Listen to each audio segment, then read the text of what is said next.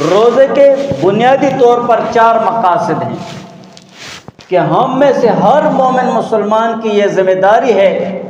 کہ وہ جب بھی سحری کے لیے بیٹھے اور سحری کرنا شروع کرے تو ان 4 مقاصد کو اپنے دل و دماغ میں حاضر کرنا ہے کہ میں روزہ اس مقصد سے رکھ رہا ہوں، میرا یہ مقصد ہے اس روزے سے۔ روزے کا پہلا بنیادی مقصد ہے تقوی، پرہیزگاری، اور قرآن میں بھی اللہ تعالیٰ نے فرمایا یا ایھا الذین آمنو، اے ایمان والو، کتب علیکم الصیام، کہ تم لوگوں پر روزے فرض کیے گئے ہیں، کما کتب علی الذین من قبلکم، جیسے تم لوگوں سے پہلے لوگوں پر روزے فرض کیے گئے۔ کس وجہ سے، کس لیے یہ روزہ فرض کیا گیا ہے؟ روزہ فرض کرنے کا بنیادی مقصد کیا ہے؟ لعلکم تتقون، تاکہ تم لوگ پرہیزگار ہو جاؤ، تم لوگ متقی بن جاؤ۔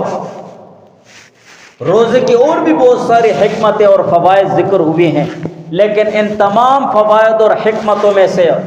یہ بنیادی حکمت اور مقصد ہے کہ روزہ رکھنے والا متقی اور پرہیزگار بن جائے،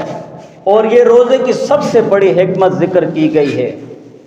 اب ہم میں سے ہر مومن مسلمان کی یہ ذمہ داری ہے کہ وہ جب بھی سحری کرے تو اس کے دل دماغ میں یہ چیز ہو کہ یا اللہ میں یہ روزہ اس مقصد سے رکھ رہا ہوں، اس نیت کے ساتھ رکھ رہا ہوں کہ میں متقی اور پرہیزگار بن جاؤں،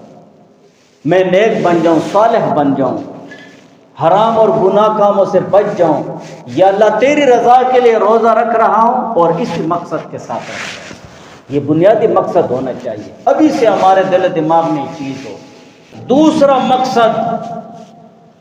کہ ہر مومن مسلمان کی ذمہ داری ہے کہ وہ جب بھی سحری کرنے لگ جائے تو یہ اپنے دل و دماغ میں نیت کرے کہ یا اللہ میں یہ روزہ رکھ رہا ہوں اس نیت اور اس مقصد کے ساتھ کہ میرے گناہوں کی مغفرت اور معافی ہو جائے۔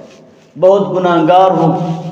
لیکن یا اللہ اس روزے کی برکت سے میرے گناہ معاف ہو جائیں۔ حضرت ابو ہریرہ رضی اللہ تعالیٰ عنہ سے روایت ہے، قال قال رسول اللہ صلی اللہ علیہ وسلم، کہ حضور علیہ السلام نے فرمایا من صام رمضان ایمانا و احتسابا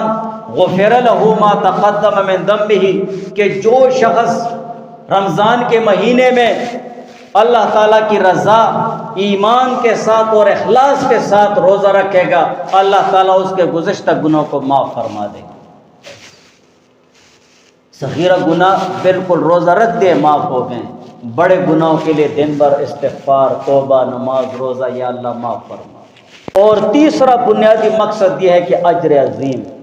کہ ہم میں سے ہر مومن مسلمان کی ذمہ داری ہے جب وہ سحری کرنے کے لیے بیٹھ جائے اس کے دل و دماغ میں یہ بات ہونی چاہیے کہ یا اللہ میں یہ روزہ تیری رضا کے لیے اس مقصد اور اس نیت کے ساتھ رکھ رہا ہوں کہ تو مجھے اجر عظیم دے گا، بہت بڑا اجر دے گا، یا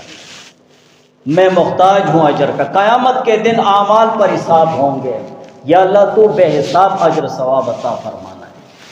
اور ابو ہریرہ رضی اللہ تعالیٰ عنہ سے روایت ہے کہ حضور علیہ السلام نے فرمایا کل عمل ابن آدم یضاعف الحسنۃ بعشر امثالها الى 700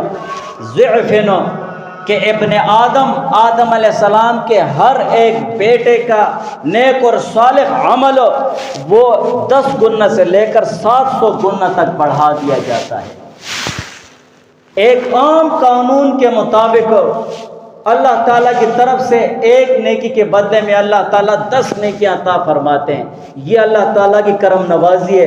اور جس کا جتنا زیادہ اخلاص ہوگا، جتنا بہت زیادہ مشقت اٹھائے گا،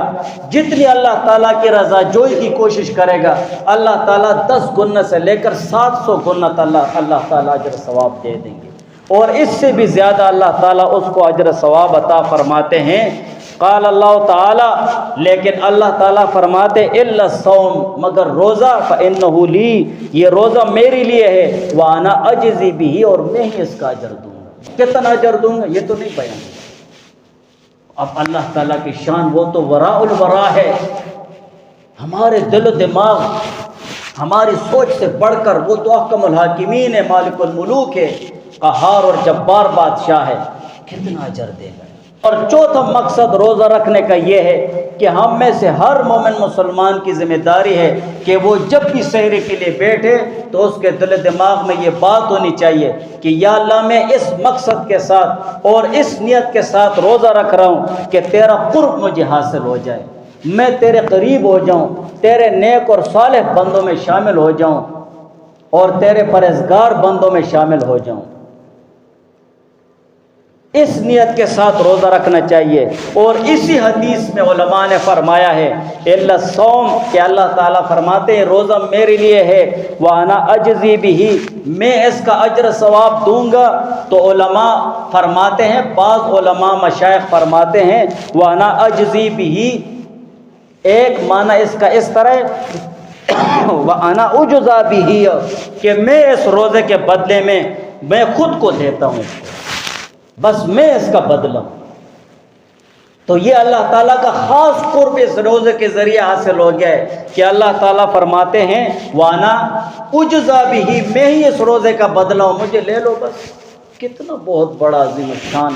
بہت بڑا انعام ہے اللہ تعالیٰ کہ اللہ تعالیٰ فرماتے ہیں میں اس کا بدلہ ہوں۔ تو قرب الہی ہو گیا ہے۔